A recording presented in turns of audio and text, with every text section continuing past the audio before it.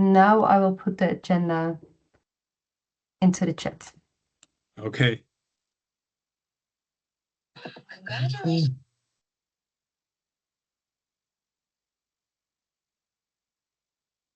I don't see all our speakers yet, so we definitely will wait a bit. Which speaker are you still waiting for, Jitse? Well, I know Maida is coming later. But now I hear echo. Yeah, I can hear it too.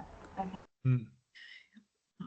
Sorry, I'm just muting some of our participants so we don't hear an echo anymore.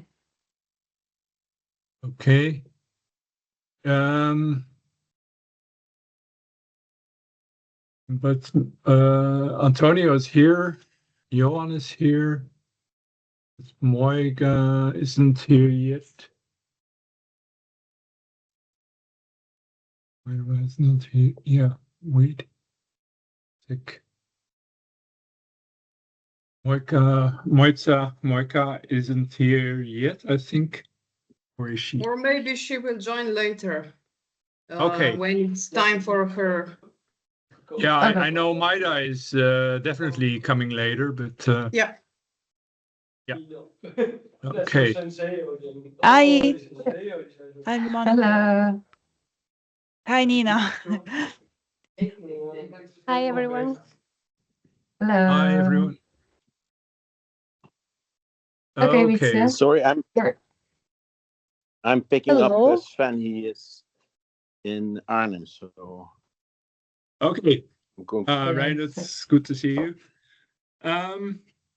Well, I would say let's get started. We have quite a large group, and there's still people coming in. Welcome, everyone, especially, first of all, the speakers. Nina is sharing or has shared the program in the chat. There are a few little changes, like the two speakers from Slovenia at the end of our introductory session have changed places. They're both Moita and Maida are both from Slovenia, and they're both from what I understood, also from some of you. Not the Kranj region, but the Kranj is the town where our partner is situated, but it's the Gorenje, if I pronounce it right, region in Slovenia, where they're from. We have a lot of experts, a lot of people from our partnership. First of all, let me introduce Nina and Reindert, who you already heard briefly.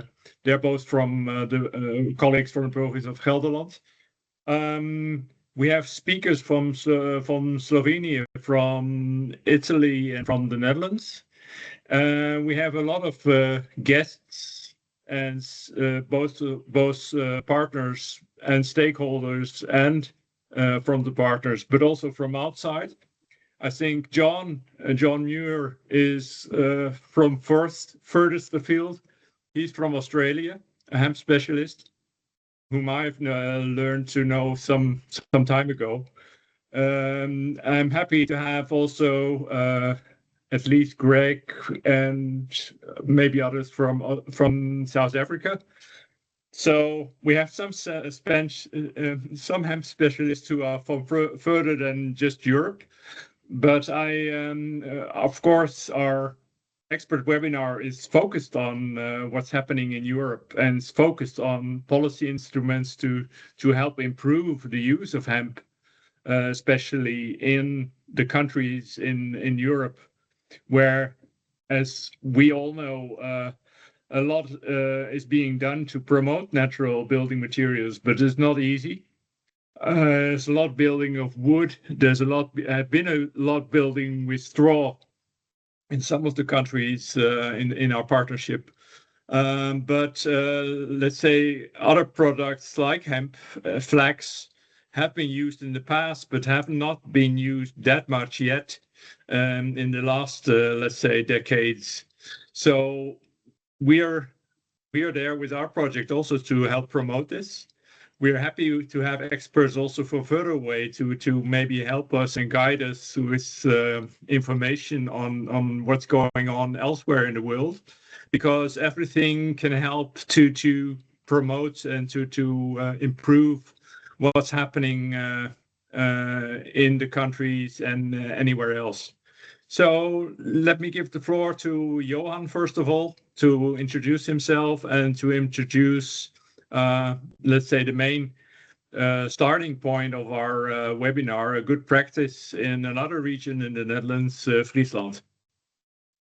Thank you very Johan. much, and good afternoon, everyone. My name is Johan Lakker. I'm a project manager at the Circular Friesland Association, and I was invited today to briefly introduce our construction program and one of the best practices, namely the Frisian fiber hemp seal, which is celebrating its anniversary this month as well. Yeah, if it's working, you should see my screen. Yeah, wonderful. Perfect. Well, let me start with a geographical introduction of what kind of Friesland I'm talking about. I don't know if there's Germans in the group, but there's multiple Frieslands within Europe.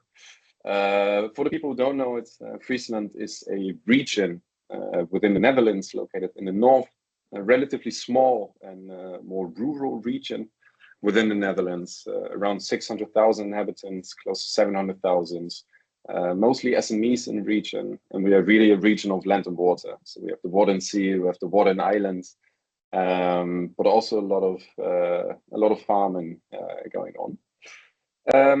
And I work for the Circular Friesland Association. We are basically a connecting point, a linking point between organizations within the region, with the goal of making Friesland one of the most circular regions within Europe.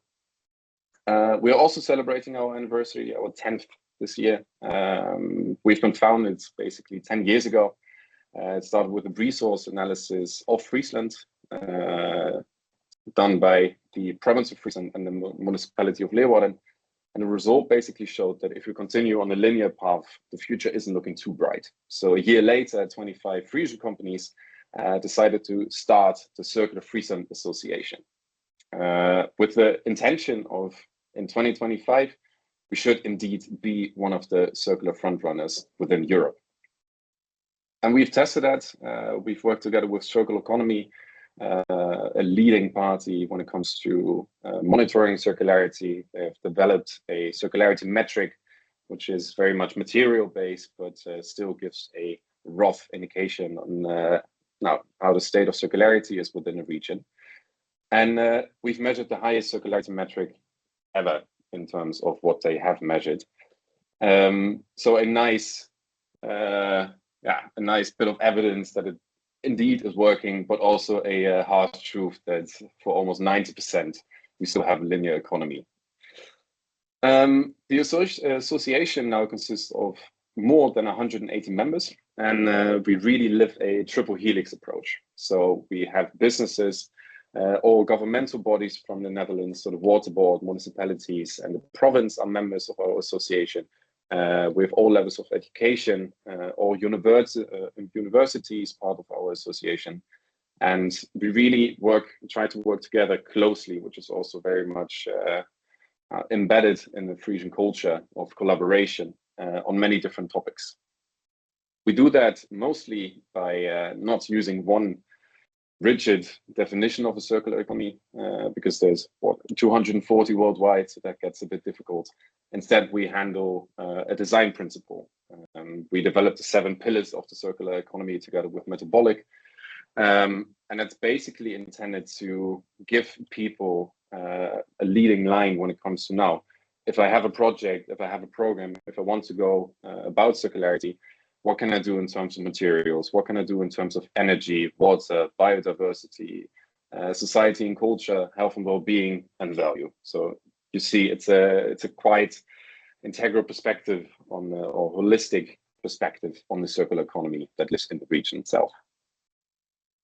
We have a bunch of circular clusters that we focus on, and these are also very much connected to the, let's say, problem areas, but also potential areas where we can have a lot of impact in the region. Construction, obviously, a huge sector when it comes to using the use of materials, energy, but also a lot of potential in that sector. So we have a very large program that I will come back in a bit. Water is also a very important one. Plastics, infrastructure, agri-food, hospitality, and tourism. And we have programs, we have projects running on these different topics where we really collaborate closely with all kinds of partners, businesses, educational bodies, and governmental bodies to try to turn things to the better in a simple way. And with construction, I touched upon it just now. Obviously, as of now, in the linear economy, construction is one of the most polluting industries worldwide, I think accounting for almost 40% of CO2 emissions, using almost 50% of all raw materials. I think most people know the numbers. But we believe that circular construction can really be the new normal. And we try to now push that in our region, because as many other places in the Netherlands, also Friesland, has a huge shortage of housing. So you see the living or the housing deal that provinces make with the national government for 2022 to 2030, Friesland committed itself to building at least 17,700 apartments or houses, which has been increased now by 5,000 even.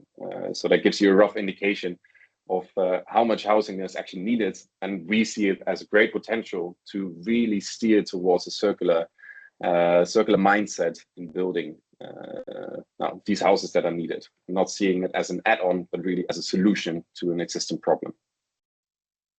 So 2 years ago, we started the program Friesland Builds Circular. And the main objective of this program is to really engage and stimulate supply and demand. We do that by different program lines.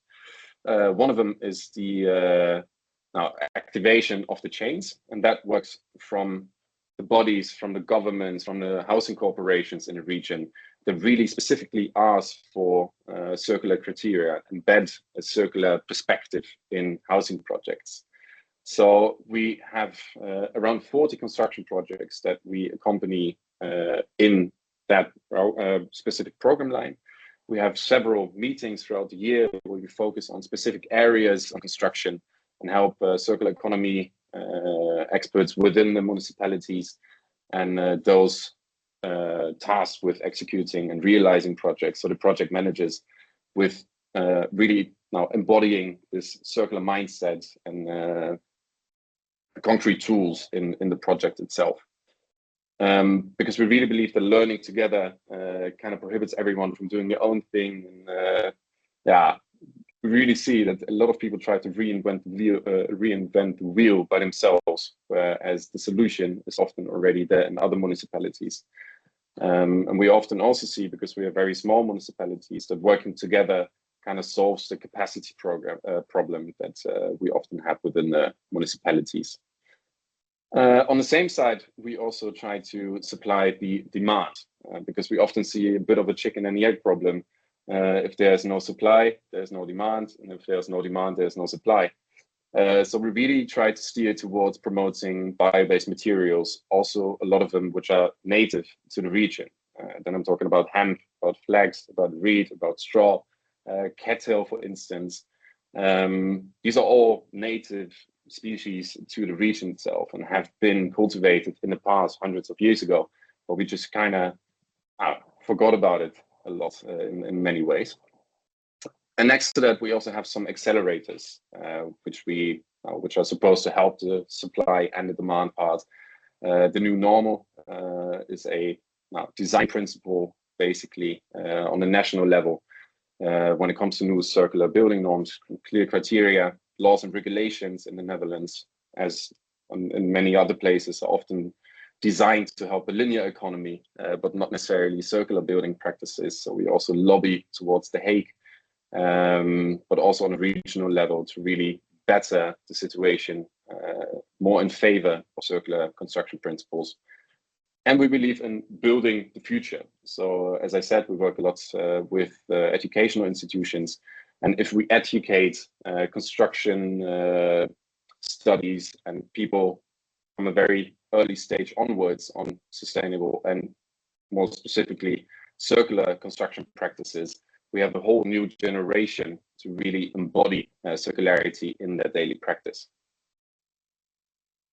Now, already touched upon this.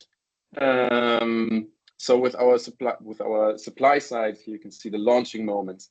We really accompany around 40 projects now, 6 of which are larger developments of 100 plus apartments.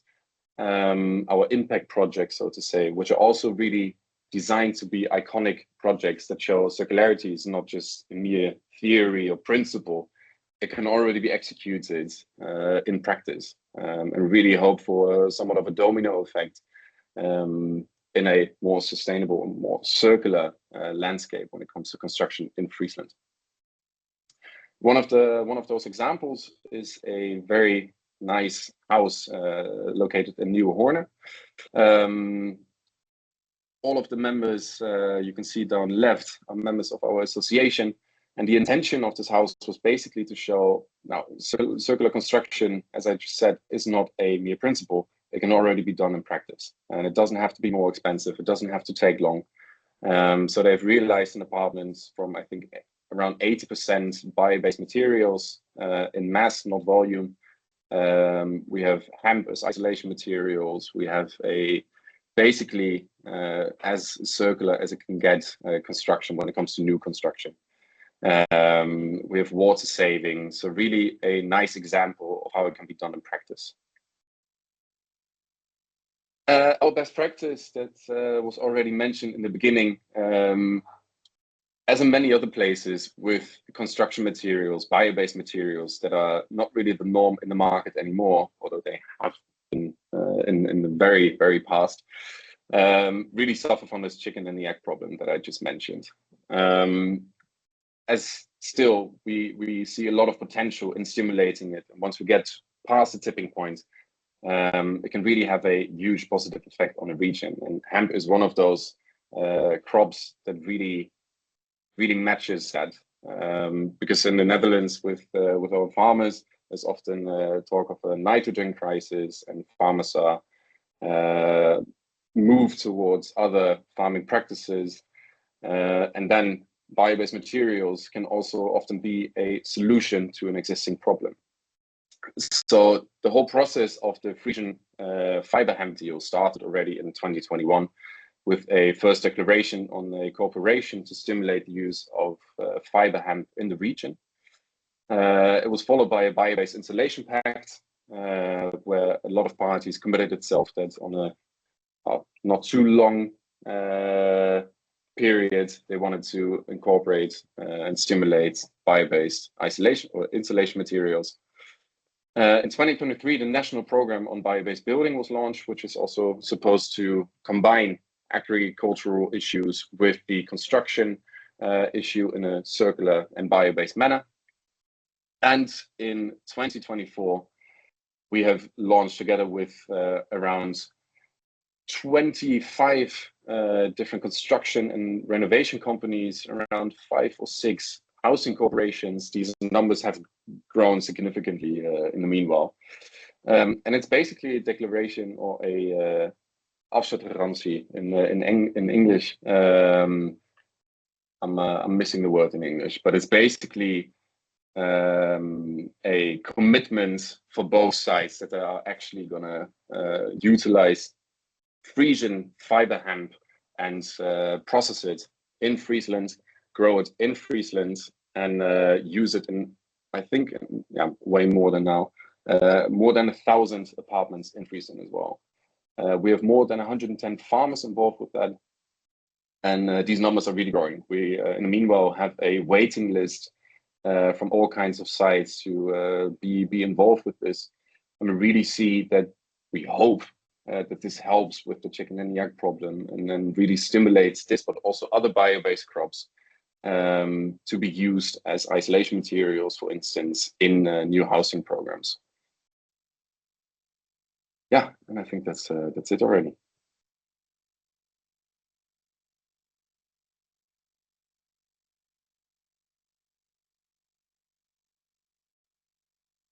Muted. So wonderful. Thanks a lot, Johan. Maybe interesting for those of you who would like to have some questions now. We're still a bit early in the field, so to give the floor to some first questions, maybe from the room. The rest will come in the discussion afterwards, after all the speakers were on. I have to leave at around 10 to 4. Okay, so that's good to know. If you have any questions to Johan, you can also put them in the chat, and then we will forward them. But otherwise, please feel free to start with the call. Do you see any hands raised, Nina, yet? Yes, I see the hand from Gunita first. So Johan, you described how the application of bio-based construction to the private housing is done in your case, but have you considered industrial buildings, like meaning the production manufacturing facilities, or like making them semi-green or half a green or bio-based at some point? Yeah, for now we specifically focus on the housing market because that's just in mass gives a lot more potential. But we also have a different program running on business areas, basically on making them more circular and sustainable. And then I think on a shorter term or middle term, that would also definitely be involved with that. But for now, in terms of bio-based materials, our focus specifically lies on construction, on the houses. A sub-question. Only on new construction and also rebuilding, reconstruction of existing? Renovation as well. Yeah, renovation and new construction. Mm-hmm. And those that are mostly publicly owned, yeah? Or also for the... You mentioned different tools. I couldn't directly map which tool is for what, but so you're also able to involve in the private sector, right? Not only the public. Mm-hmm. No, it's for the market you have to have the private side on the private sector as well on board. And what we often see is that they are far more advanced, at least in Friesland. I don't know. I don't think that's the case for every region. Far more advanced and ambitious in terms of what is already possible in terms of bio-based materials than the public sector here. Really? Okay. So it's a market-driven sort of flow. Well, it's both sides. That's what I meant with the chicken and the egg problem. Mm-hmm. So the market wants to, but they need certainty on a longer term, and that's what we try to create before. No, with the market, I mean residential sector. So demand for those kind of residencies. So you mean private developments, for instance? Yeah, for example. Because who is the one that pays for it? If it's not the public housing, then it's the private housing. So there are private owners that initiate demand, and there is also banks that support the mortgages for these kind of buildings, right? Here it's mostly the municipalities that drive the construction. So the 17,000 apartments that I talked about, that responsibility lies with our municipalities. That's not private development. Who owns them? Who's owner? Well, partly the housing corporations. Partly they're privately owned, indeed. Yeah, so that as well. But you have to choose. So the projects are developed by the municipalities, and then the private sector, the individuals, can choose whether they want to buy it or not. But that doesn't really have an influence on the materials that are processed in the construction site itself.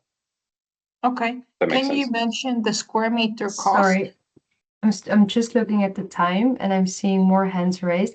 Is it an idea, Johan, because you have to leave a bit early, that the rest of the questions directed to Johan will be posted in the chat? And then maybe Johan, in the meantime, you can write some answers. And then we can go to the second speaker. Sure. Yeah, is that okay? Perfect. Yeah, Thank sure. you so much. Okay, Wietse, the floor is yours. Okay, Well, I see some questions, others too, but please raise your questions either in the chat or later on, and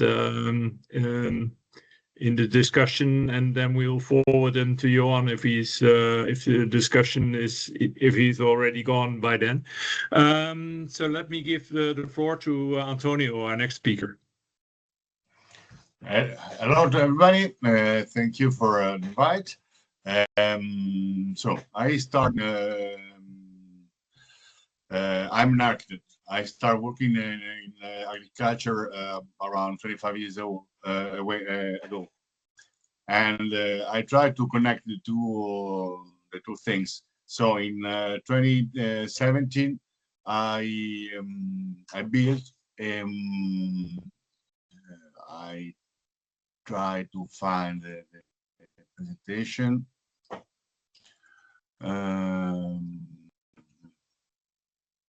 I'm a Flintstone, so I need time for.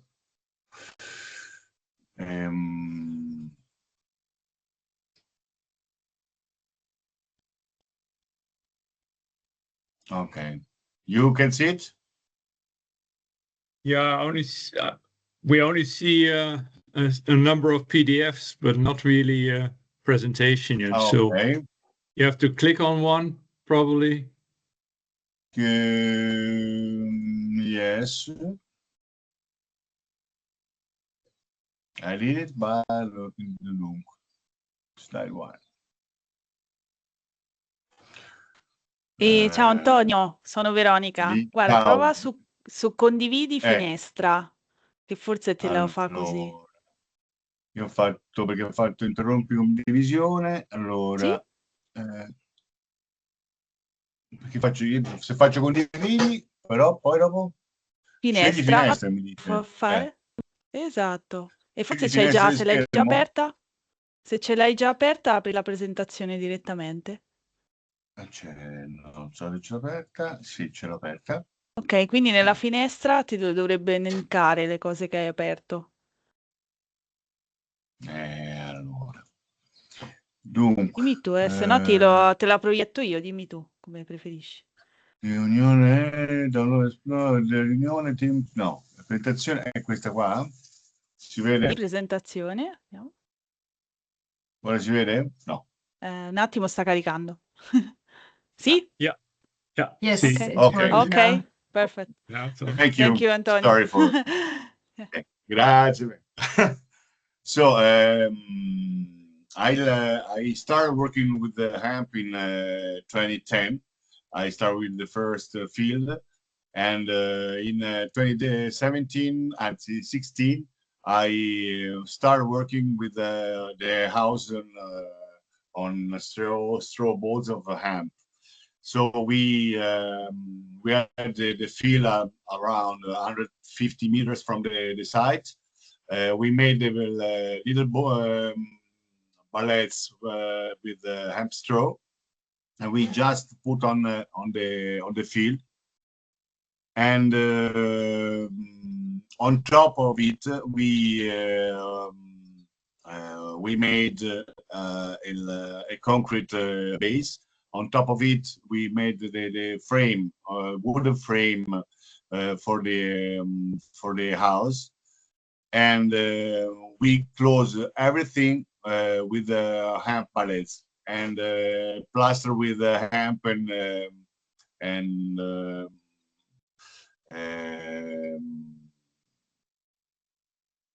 grassello of calcium. Grassello, I don't know. Lime. Okay. Lime, exactly. Perfect. The idea is to have the house at 0 kilometers from the site, so to connect the agriculture and has to seed some hectares of hemp, and then transform in ballets and build new construction. We at that time we haven't side where transform the straw in bricks. So we use just the ballets as bricks, and it's also more not only more easy, but also more useful for the carbon print. So we didn't need any site plan where I make the transformation. And it's all 0 kilometers. Also, the frame comes from 10 kilometers from the farm, and the result it's perfect. We made it in auto construction, so also the region consent us to build by ourselves. And the result it's really easy. We spend around 30,000 euros to build a 45 square meters house. So it's the cost of a car. You can have an house, and it's really interesting because the price it's extremely low, and the being inside the house it's incredible. The temperature is it's perfect. When we had 2-3 degrees outside, we had 18 degrees inside the house without a heating system. So just like it is, and this is the only thing that we buy outside because we didn't have here to make the plaster, and it comes from France. And it's been a great solution at that time. Also in this, I have to construct a new stalla for the animals, and I think to make it with this system because it's extremely cheap and easy. We spent about 10 days to build an house, so it's perfect. I don't know if it's I'm being too much fast or anyway. Ready for any question? I'm here. No, thank you very much. It's perfect in the time, and wonderful to see how it has happened. And you said you already started building quite soon, quite early. I hope so. Yeah, when did you start building again? I don't know. I'm really busy with the rest, so maybe next year I will start the farm, the stable. Yes. Yeah. But when did you Exactly. buy the house? When did you start building the house? When was your first plans? We started in 2016, and we finished Okay. in the year after. Okay. Because Wonderful. in the winter we stopped because we had to work in the field, and we start again in April, and we finish in June. Okay, wonderful. And you said all the materials from nearby, but Yeah, you have builders from nearby, but do you also have processing industry to make these hemp into useful materials to make these bricks at the or time we didn't have any. We just buy the wooden part of hemp to make the plaster. We just buy it outside in France because we didn't have here around. But for the rest, we use just material from nearby. Okay. That's a really interesting. But also because we didn't need any cannon going up and down with the material, but just have close by. But I mean, were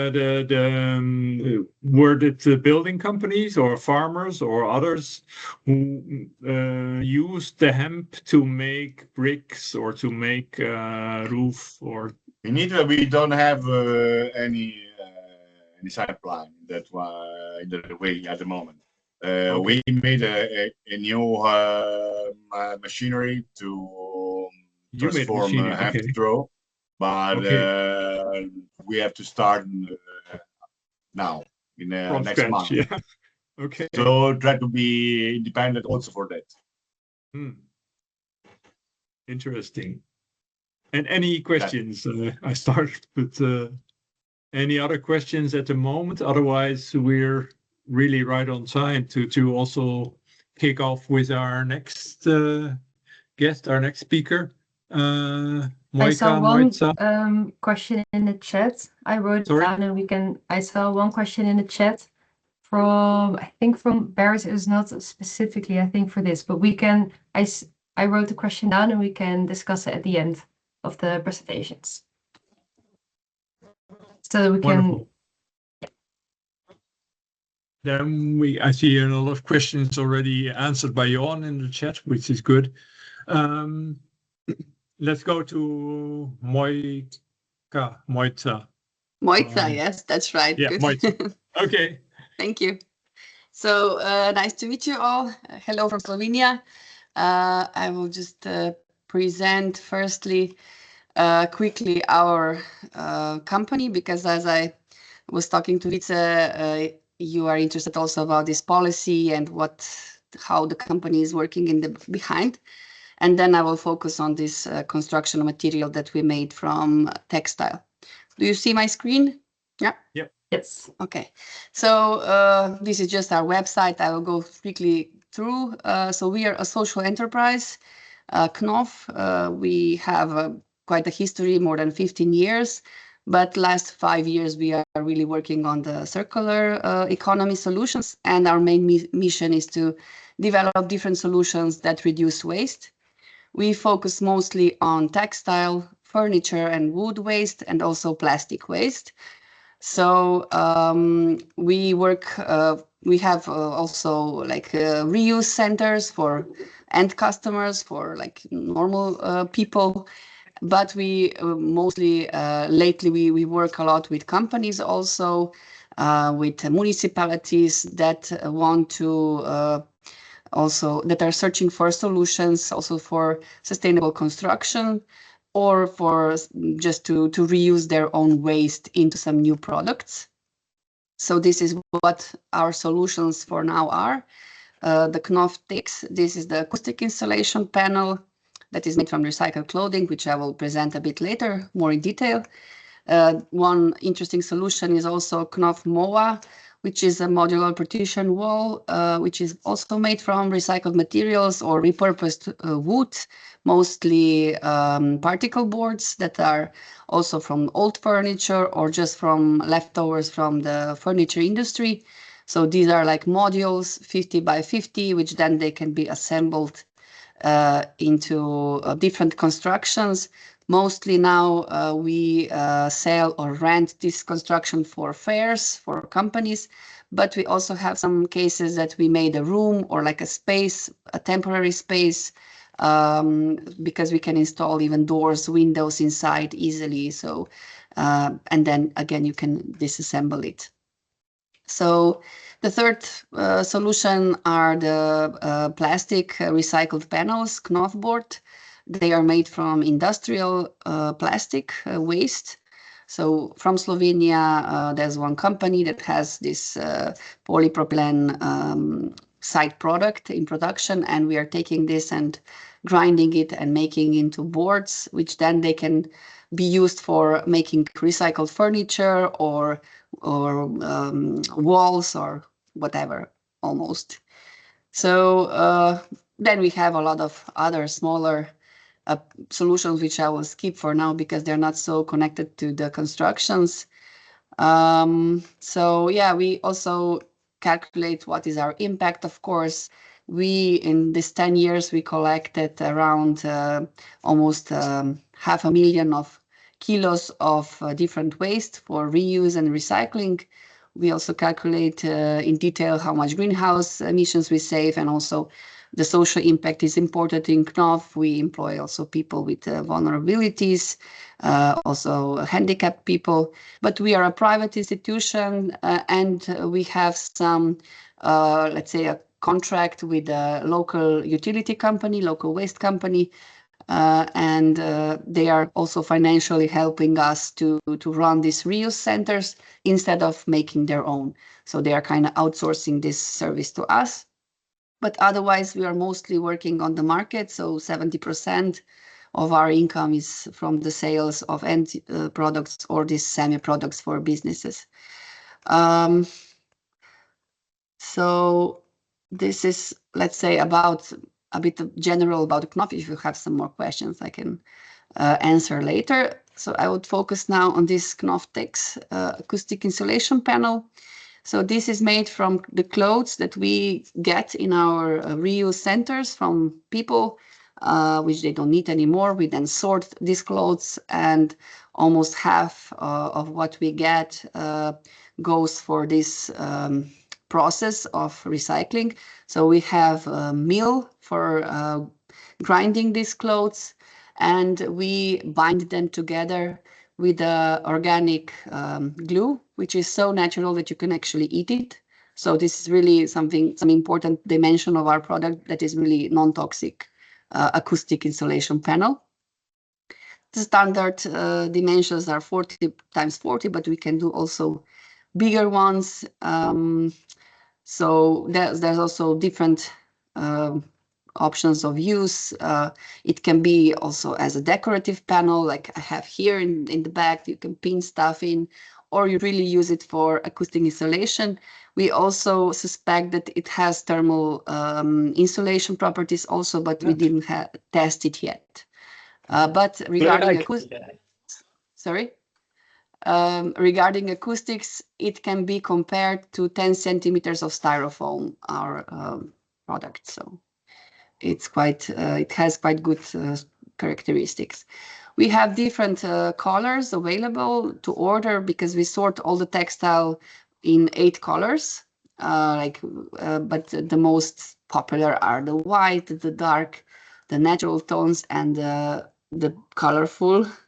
So it can also be, the material can be shaped into this kind of desk dividers, or there's a lot of possibilities still that we are now developing. So yes, I think this in short is it. And maybe just to say, so this product, because it is natural, it's mostly, it can be used inside of the house, not outside, because it's not moisture resistant. If you put it in the water, it will dissolve. So this is one good thing actually, that you can then, after long time of use, you can dissolve it, kind of wash it and put it again together and put it on the wall again. So yes, so this is also the price if you're interested. So thank you, and I will open for questions. Thank you. Maybe just want to add, because you mentioned you also reuse wood, for example, from furniture, which you make panels out of. But do you also use other natural materials? Because I understood you also work with hemp or with other materials from outside, or not yet, or are you planning to? Not yet. We don't use, we don't work with hemp. We really were focusing on this post-consumer waste mostly, because this is the biggest problem as we see, and we are kind of developing solutions for that. But of course, reducing is the best, and needs to be developed side by side with recycling. So I love hemp, but yeah, I give this to others to work with. Okay, wonderful. Yeah, because you mentioned in the title of your presentation natural materials, but so the natural materials are mostly in this case textiles. Yes. At the moment, at least. Yeah. Yes. Okay, and the wood maybe in these other panels.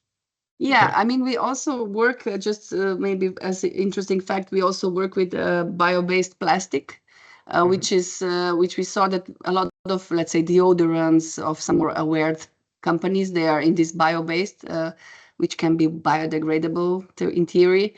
And we are working on some pilot projects to collect this packaging, and we can again make this kind of like firm panels, which can be then made into furniture or whatever. So if you think that is natural material, but it's still polymer, if you ask me. Yeah. Thank you. Any questions for the moment? I think we are right on time still. Thank you. Okay, let's go to Maida and leave the rest of the questions. One question, Wietse. Sorry, yeah. I saw one question, but now I think the hand is out. It's from Vasileios Philippou, if I pronounce it correctly. Yes. Thank you so much. I raised the hand, but I didn't know if I had the time to raise a question. This is why I took it off. So thank you so much for the presentation. It's very inspiring, the way that you work with these kinds of materials. You told us that you use some natural binders for the clothes, and is this the same for the wood as well? And what kind of these binders do you use? This is the first question. The second question is, do you mix, let's say, the PHA with other materials as a biodegradable materials for binders, something like that? Thank you so much. Mm-hmm. So for the wood, we don't, let's say, put it apart and recycle it in this way, but we repurpose it. So that solution with the modular wall, it's just we cut out 50 by 50 pieces from some old or damaged pieces of bigger sheets of particle board. So we get this. We repurpose the material or leftovers, let's say.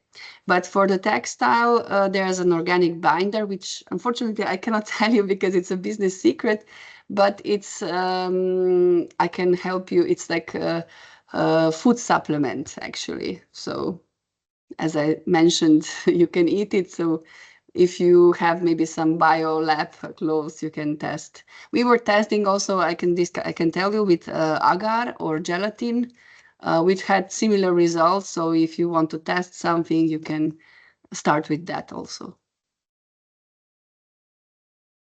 Okay, thank you so much. I just wondered if that was some kind of basidiomycetes or mycelium, because we are just working with that as a binder. Oh, so thank you so much. I will visit your website. It's very inspiring. Thank you so much. Thank you. Thank you also for your question. Thank you, Mojca. Let's go to our next guest from Slovenia, Maida. I saw you on the list, so you're in. Yes, hello everybody. And sorry, may I just share my presentation? Yes, please. Thank you. Just a moment. Okay. Do you see it? Yes. Yeah. Perfect. Yeah, I will just extend the screen. Okay. Thank you very much once again for invitation and for having a chance to present the Bauhalps project. It's Interreg Alpine Space. We're focusing on the building circular in the Alpine space. I'm sorry for not being so before with you, and after I'm also having a very short time. So I'll go through my presentation now, and after this your webinar, there will be a chance also to communicate via mail or in some other, maybe some other meetings and so. So here is our Bauhaus project. As mentioned, we are building circular in the Alpine space, and we are very much referring a partnership of 13 partners to the new European Bauhaus, maybe abbreviation NEP you most probably heard of. And this is actually our, how to say, base. Our NAP has this ambition of transforming the world and to the better. We are understanding as that. And the focus in our project is to make these circular indicators, which are referring to the also in the NAP, sustainability circularity, to make them more social and beautiful, to help this building ecosystem and construction transform the operations, the values also of beauty and including beauty apart from the sustainability and circularity, also the element of beauty, aesthetic, and also this togetherness, as NAP is also referring to. So we want to hear voices also of communities and people. If I go down, okay. So these three NAP principles you most probably are familiar with already if you're maybe in more this working in the field of construction. I would not go in too much depth of this. The presentation will be available, so you can see with each this principle of NAP the focus of each, what is the ambition, for example, sustainability, to repurpose, to close the loops, to regenerate, and beautiful, to activate, connect, integrate, and in together, to include, consolidate, and also transform and co-create together. So the base, I would say, the engine of our project is the toolkit, that we are developing. It means that every how to say element of NAP is addressed. For the beauty, let's say we are developing Genius Loci online repository. This is a repository of good practices. Let's say we started with Bauhaus methodology, which is actually referring to the element of NAP together, of building communities. So we are here developing instruments for participation of local communities to be engaged in this transformation of construction buildings and buildings processes. And right now we are also finalizing the circular maturity assessment tool, which is also one of the three principles of NAP that we are also addressing within our project. So this is just the overall scheme of our project. As mentioned, this our engine, and this is those three tools that I shortly presented before. We are actually building here a Bauhaus model and a toolkit.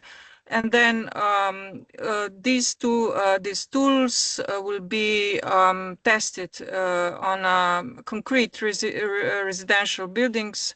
Let's say in France and Germany, there will be two. We will be preparing also feasibility studies upon that.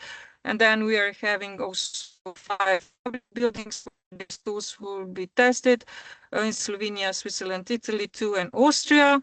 And we are going to make these feasibility plans. And of course, after the pilots, we are calling this testing phase pilots. So after these pilots will be, after these tools will be tested on pilots, we are going to, of course, check what and their usefulness, and we will evaluate them, also prepare some green criteria for investments on buildings, and also the action plan, how actually to extend these tools, how to be used in, let's say, schools, or also propose some also for policymakers, some how to say, solutions to actually further on support these topics, and also these how to say, transformations in building in building and construction. So just to show you the map quickly, as mentioned, two pilots will be on residential buildings in Germany and France, and then 5 in other countries. Where I mentioned just a brief overview of where will we be testing those our tools that we are developing in, as mentioned, micro neighborhood in Germany. And then this is already at the these pilots will be in different stage of development. Some will be in more conceptualized stage. Others will be already in the development phase. This is all fine for us. Let's say in France, there will be there are already some works started, so we will be testing also tools in this stage.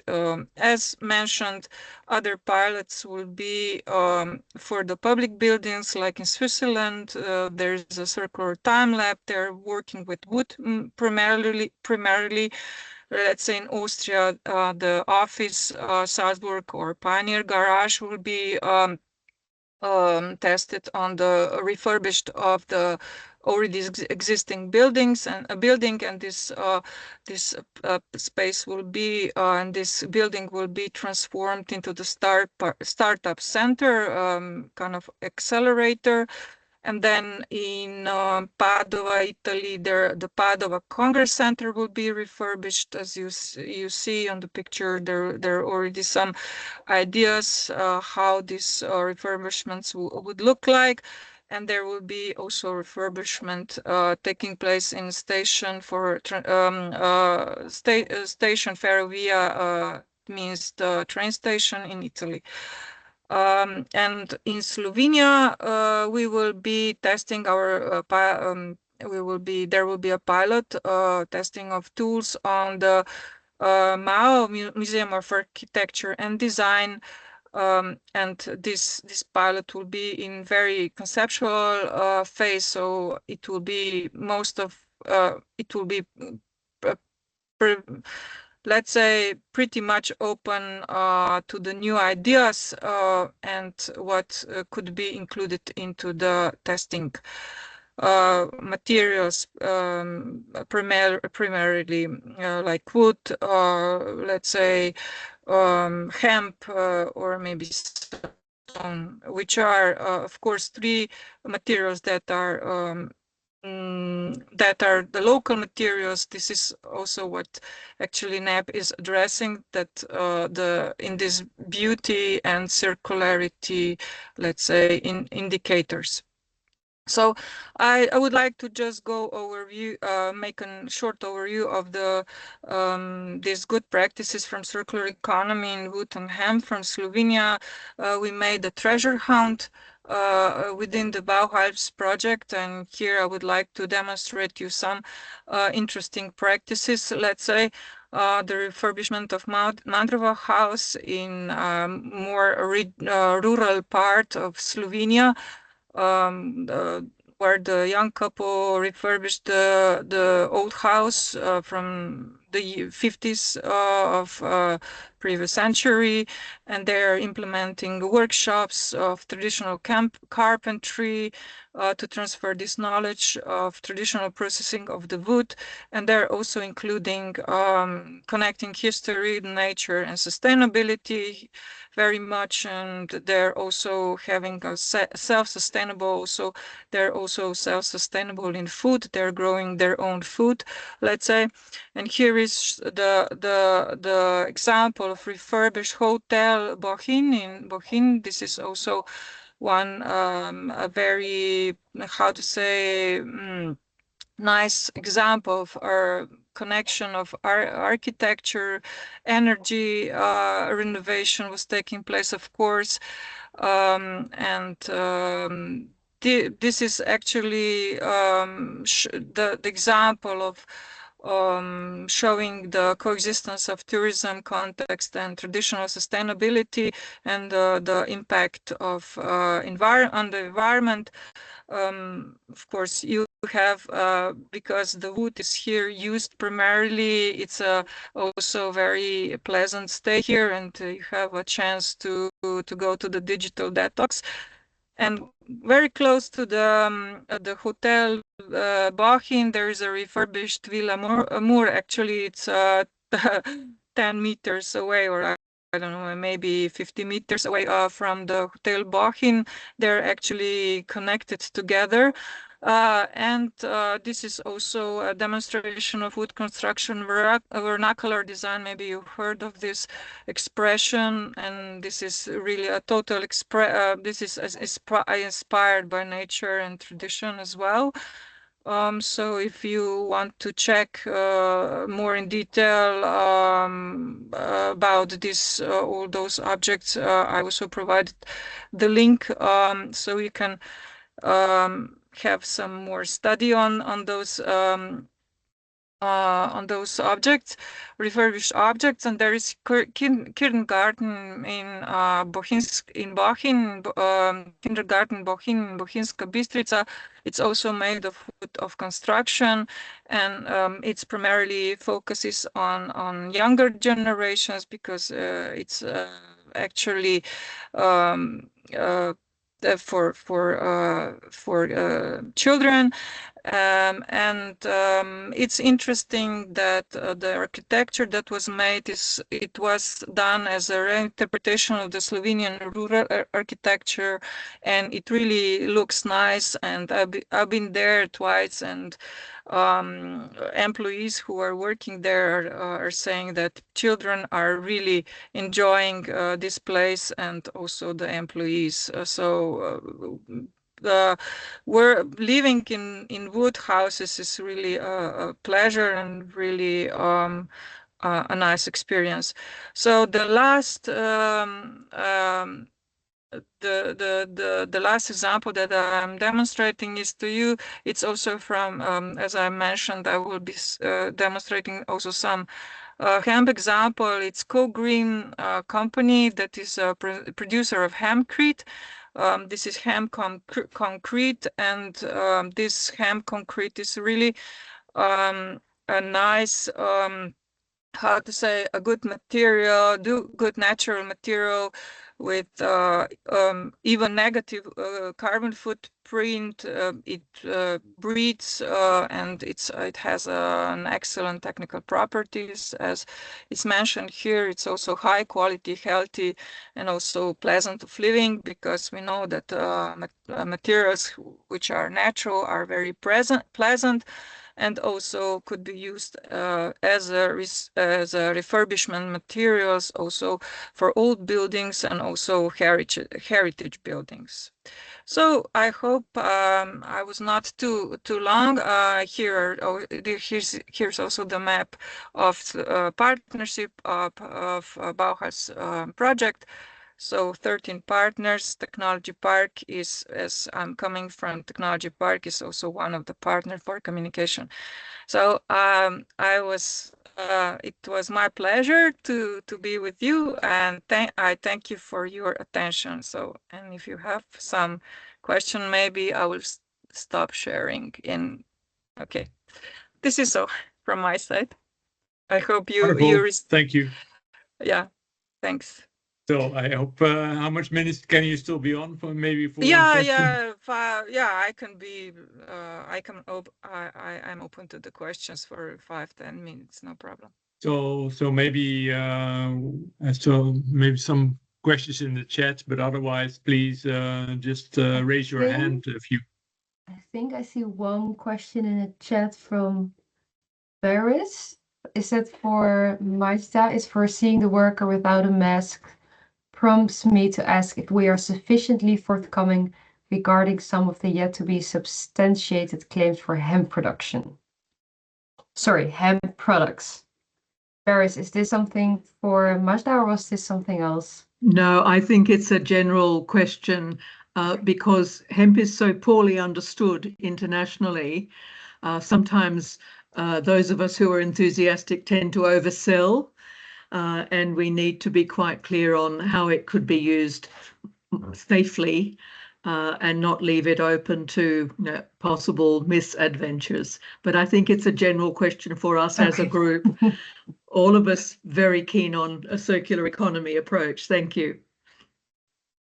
Yeah, it's an interesting point. Yeah, please answer. Oh no, I was just wondering, because then Marcia maybe has to leave in a few minutes. Are there any specific questions now for her, so we can see to that first? And please raise your hand or put it in the chat. Yeah, maybe to if no one else wants to add something. I see a question from Diamante. Thank you. Thank you. Good evening, everyone. My name is Diamante Barbarossa from AMAP, so the Marche region in Italy agency for innovation in agriculture and fishery. I have basically a general question for all of you, just to understand the possible critical issues related to the circular economy. So what are, if there are, the main problems you have faced in the initiation or in the implementation of the good practices you have presented? So are there technical, legislative, economic, bureaucratic one? Just to understand about this. Thank you.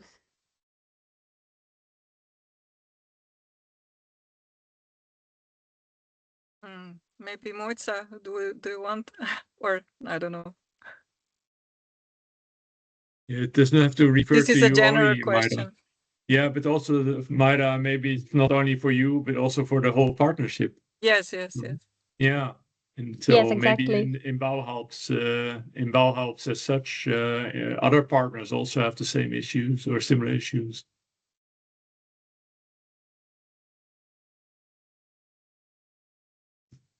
Or maybe Moitza from your side.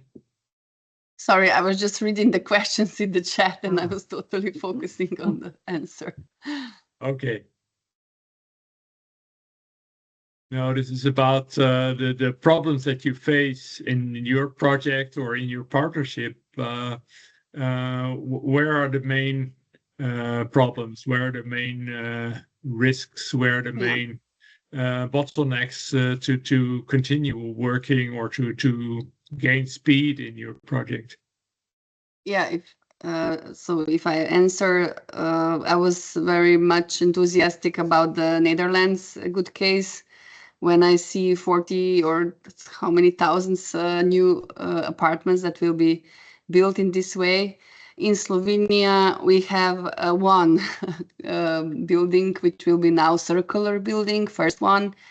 And they will have also this recycled textile, like it will be like presented inside. There will be around 100 square meters of this material in the building.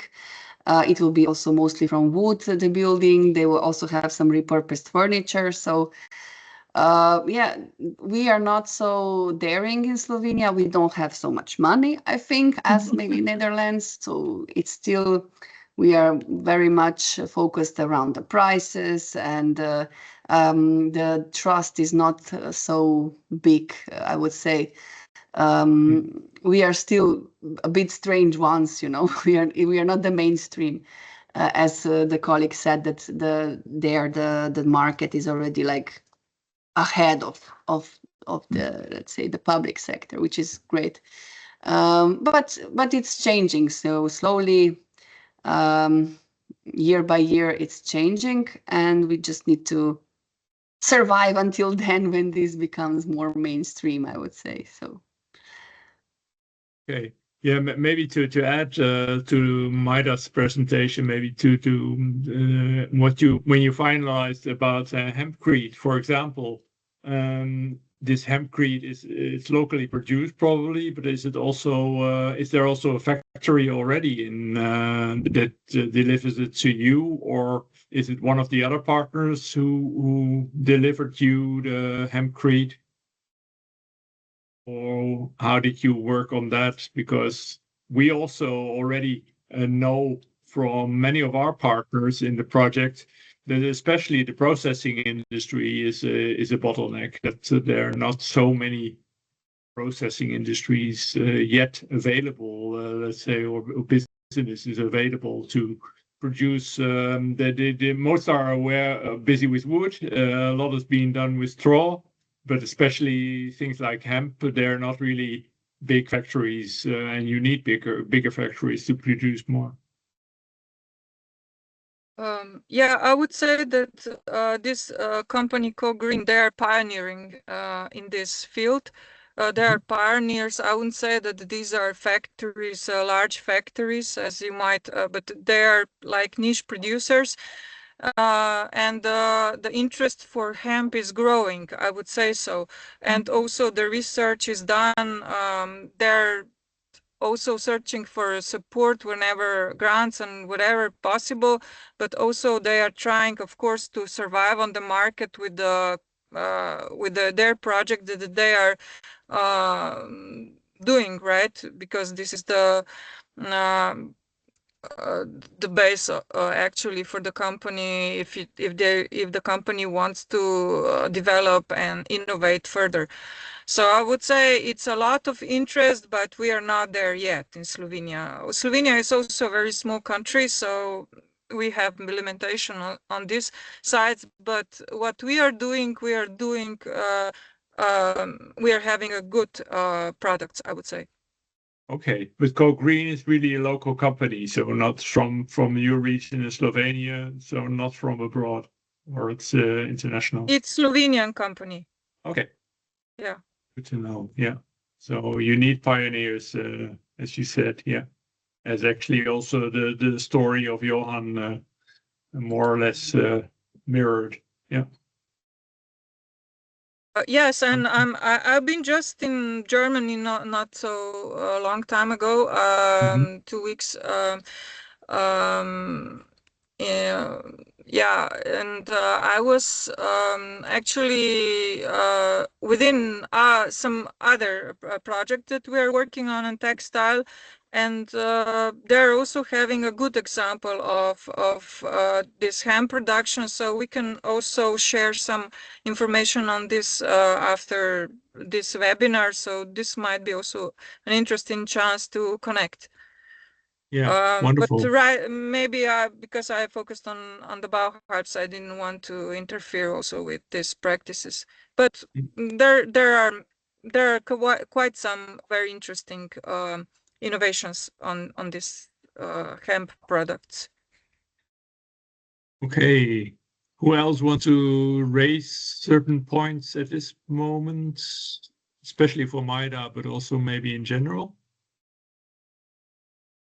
Maybe from my side, I would like to add, first of all, one point Gunita started raising earlier in the discussion with Johan.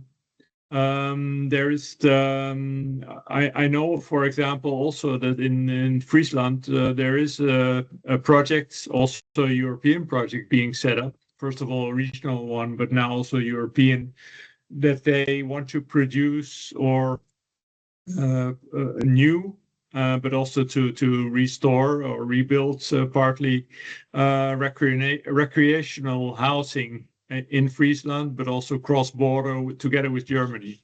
So there's a project around that. So it goes a bit beyond the simple private housing or the simple public housing corporations as such. It also is a larger sector in this case approach, which is being practiced or starting to practice in Friesland at least.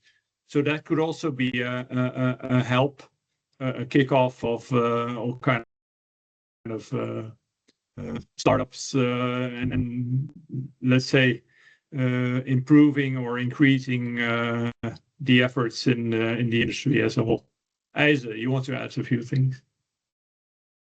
Yeah, maybe. So I've been listening to the presentations, and I think there's several good things are being said. So I've also done these type of research projects for upgrading the energy performance of the buildings, etc. And this, closely relates to that. And the typical type of barriers that we saw from those projects were that you have to develop, let's say, new supply chains.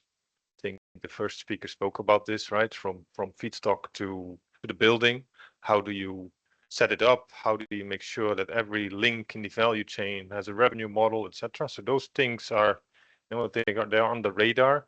The other thing that is not touched upon that widely, but came across here and there, is the end user perspective. So are the buildings that you're refurbishing or building, are they owned by private households? Are they renting? Are they also? So that ownership and management structure matters, because it determines who decides on what to build and what to buy. So there you will see all kinds of split incentives popping up. So I think that is already a very good, interesting domain to see how does that function, because you can have supply chain functioning, but then you're looking into another market segment, rented houses, for example, and you have to have a whole different ball game in how to, organize things.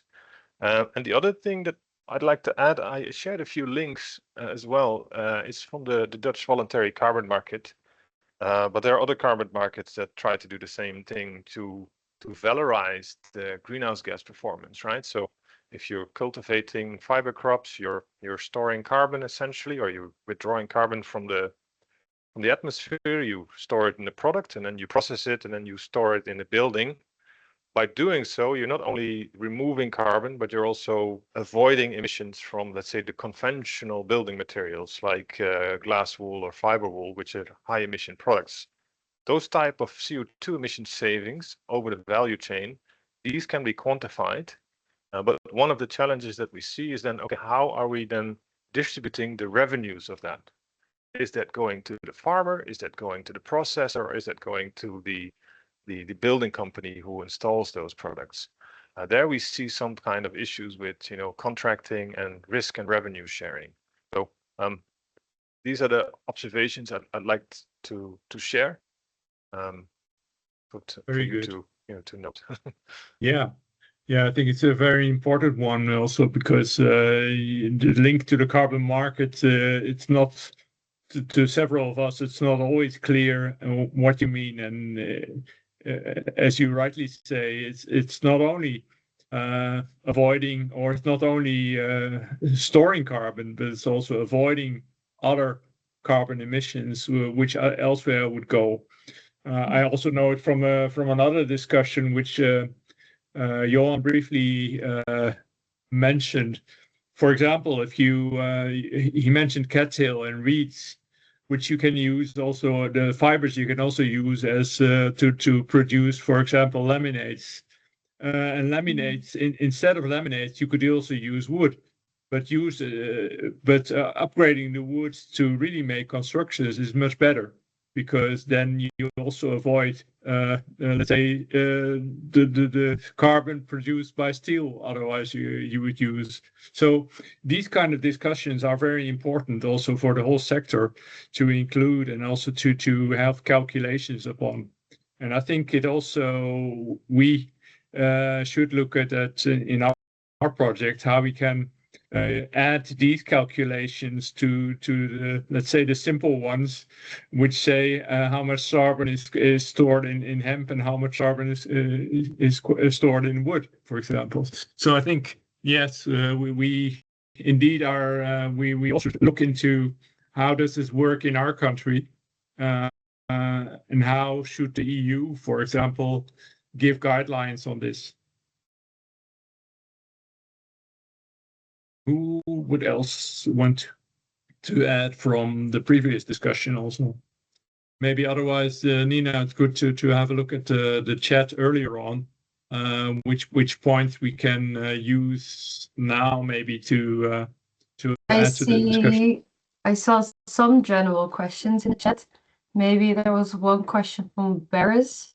She explained that Australia is in the middle of a housing crisis. Many countries can't provide shelter for much larger populations. What can we do to accelerate deconstruction of outdated legislative and other barriers?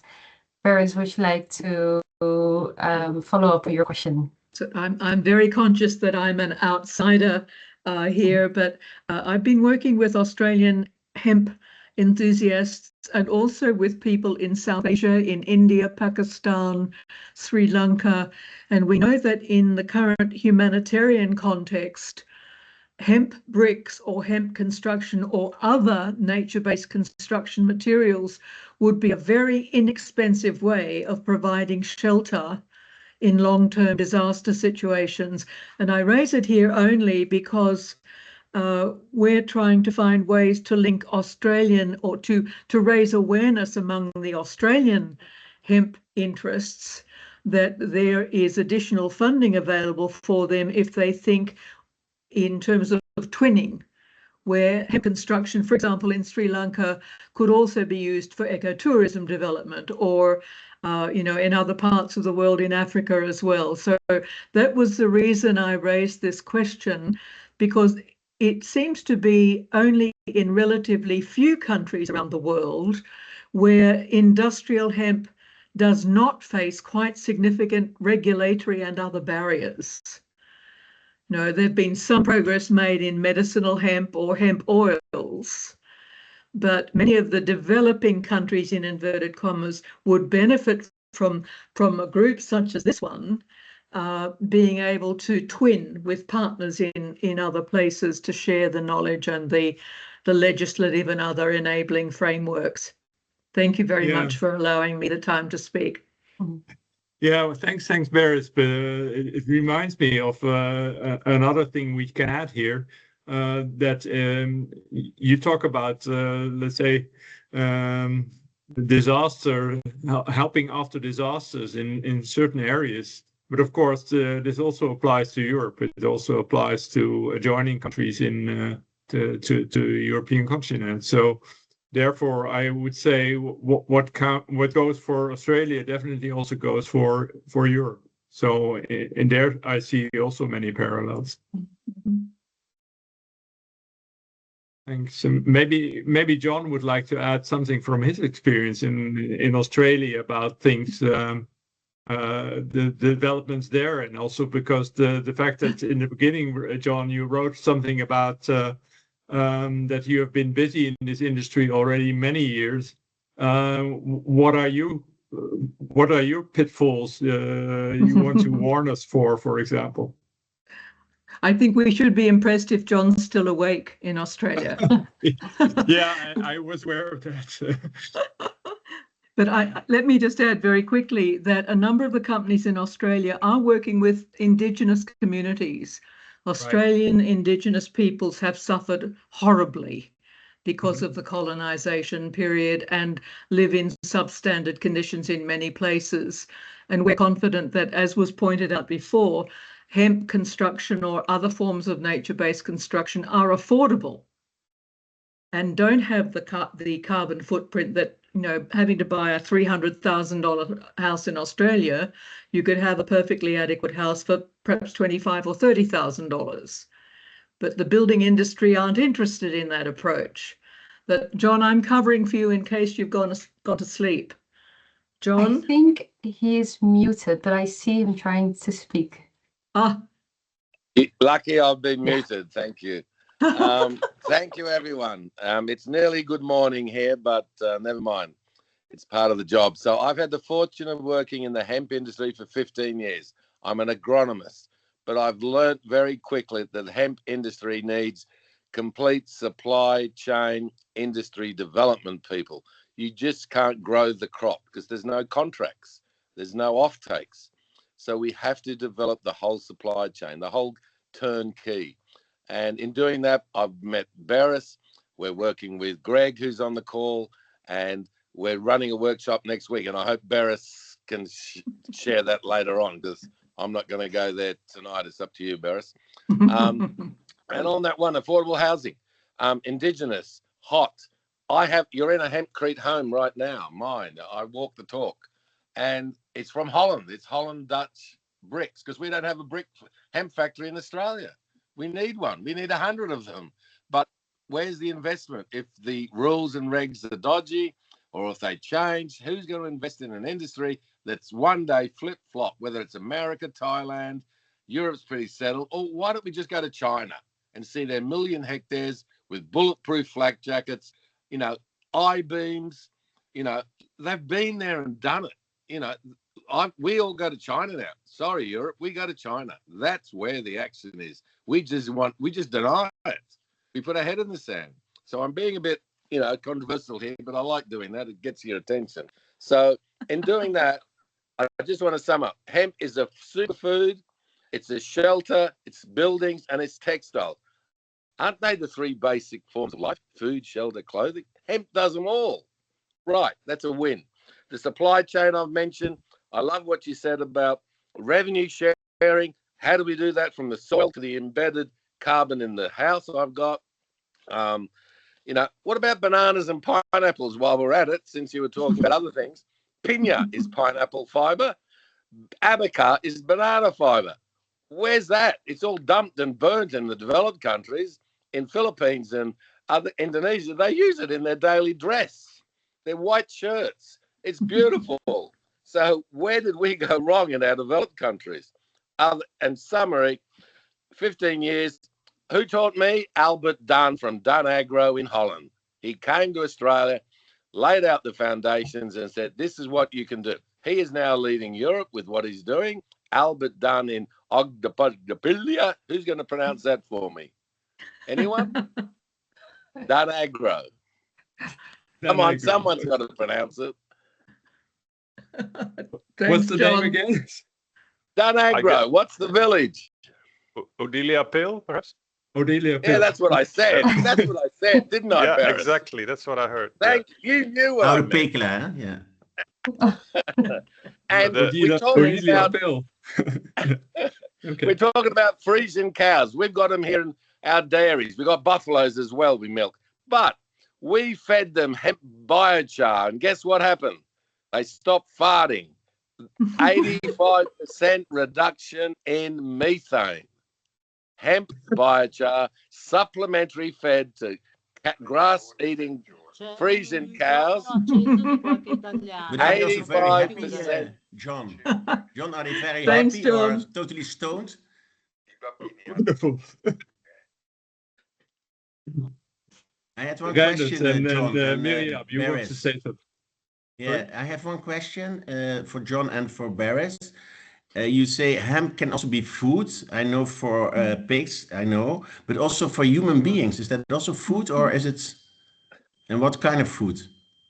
Everything. It's a superfood. It's 30% protein. It's all the omegas. It's what hasn't it got? It's a superfood. Let me jump in to say that our colleagues in Southern Africa and in East Africa are particularly interested in hemp as a high protein food. So their entry point is less about construction. It's more about hemp as a food product. Then it's about fabrics. Then it's about construction. I think, but I'm sure John maybe can also- provide lots of information on the food component of And of lastly, hemp. we are using green hemp stems, no glues, no additives, just the green resin to be the glue, heated and pressed to be laminates. And lastly, mycelium is being added to the herd, the dry wood chip herd, and the mycelium grows through it, and there is a complete biomimicry construction material done, dusted. Wonderful. Maybe Greg, last you also wanted to question. add something. No, I just wanted to add, I don't know, I see there's a co-sharing with Miriam, but I don't know what the guy who raised the question, what his name is, but just saying, in Africa, obviously we have a lot of, imported grains like maize, and that's been a great pushback against that because it's not native. And the question is to go back to using indigenous grains, and regarding hemp as one of those indigenous grains. So where they've ground it down into meal, you can do the same thing with hemp. You can grind it down into a porridge that they can replace the basically the colonization and reverse the colonization impact. One of the projects we're doing with the Australians is looking at appreciating the what they call the forgotten crops, or the legacy crops, abandoned crops. Another word. Yeah. And then just really bringing that into the traditional practices that the medicinal practitioners have been utilizing. So there's a crossover there from food as well as into the medicines as well. So they kind of work quite closely together. So and looking at hemp then from that perspective, from an indigenous crop, it's just that it's the legislation has prohibited its expansion here otherwise. So a lot of it is undiscovered or undocumented. So part of this exercise that we're doing now is to actually change that legislation so that we can better discover how the food qualities, the medicinal qualities. So this is where a lot of what the work with John has been doing leads us in the right direction now. 30% oil content. You can make hemp milk out of it in your coffee. And I work with Hemp Blocks International, which are based in Holland. Hemp Blocks International. The factory is there. Thanks. Okay, maybe I want to add also to what Reiner just pointed out, and what you also mentioned, both of you on all of you on using it in food. I know from a visit to Miscancel in Arnhem, who are doing all kind of products from miscanthus, from elephant grass, that they also take out how do you call it? All kind of material from the fibers. Heavy metals and PFAS. And heavy metals. Replace them by these fibers, you mean? The crop takes it out of the soil. The crop takes it out of the soil. Contaminated land rehab. Yeah. Yeah, but what I want to say is they also use, let's say, the nutrient, some parts of the stem, some part of the fibers for medical plants or for medical stuff, but also for food, for the food industry, to use proteins for the food industry, for example, to make superfood or something else out of it. So that goes not only for hemp, but also goes for miscanthus, and maybe also goes for some other fibers of natural materials. Yep. We'll just make one other comment when you're just saying about it's not only just about taking heavy metals and PFAS out of the soil. It's also about remediating soils and the conversion from industrial agriculture to organic agriculture. So it's remediating this. Basically the fertilizers and the pesticides out of the soil. That's one of the key components. And then obviously supplementing that, where some people are using hemp to create biochar. That's quite an extensive way of using it, but you use the biochar to remediate the soil as a complement as well. So, and I got to acknowledge this event. I'm up at night now late because this is how I learn. We share. We got to cooperate, collaborate, and this, down rabbit holes. I'm over that. No more hiding and seeking anymore. If we don't share, we're not going to save the world. We've got to do it. We've got to work together. And it's exactly what Barris and Greg and Australia and all you people in this meeting are trying to do. And I take your hat off, and we've got to do more of it. Thanks. Wonderful. It's a nice closure of the meeting, I would say, unless there's some very urgent questions. I didn't check the chat, Nina, did you? Recently, last couple of minutes. I think I saw one question by Isa for John. If it's validated by scientific measurements regarding the hemp fed to cattle. The methane? Yeah, That's think so. a university paper I can share with you with pleasure. Yes, please. That'd be great. Wonderful. Yeah. Wonderful. Okay, well, I think that's it for the questions in the chat. Okay, wonderful. I saw some remarks popping up all the time, but I see some people referring to web pages being mentioned. Yeah, please, all of you who shared web pages, I think some web pages didn't work properly. So please, if everyone could share also web pages after the chat and documents via email. Then we can circle it around with the report of the meeting, with the links to the video, and so everyone can have access, also the ones not joining us today, to the material available. and we can generate some follow-up discussions. Happy to. So thanks to all of your contributions and to everyone, John staying up late in Australia, especially Good with your morning. contributions. Good morning, all. Okay, thanks a lot. And we hope to see you next time. We expect to have these kind of webinars at least once every 6 months in our project. Coming this time from the Netherlands, next time maybe from Slovenia or Latvia or Greece. So we'll definitely invite you all again, and everyone who is interested, or keep an eye on our webpage, keep an eye on our LinkedIn page if you want to know and learn more. Did Thanks a Barris lot. advertise her event next week? Okay.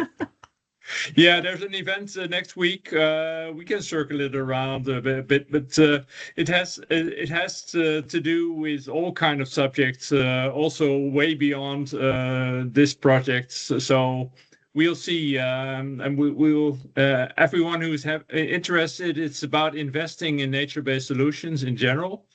And there are all kind of solutions from across the globe which are being presented there. So if anyone is interested, let us know. We'll forward the information if you want.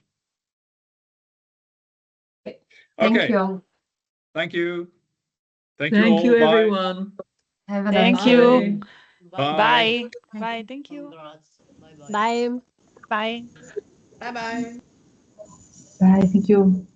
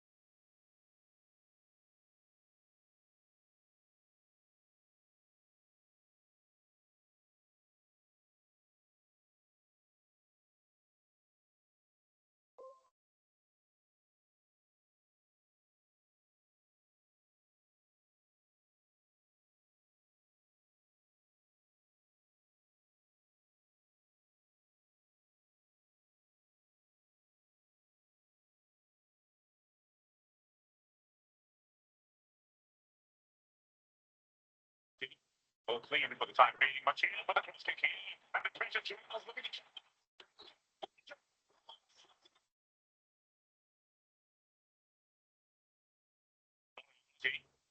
clean for the time being, much but I can stick here and the treasure journals looking at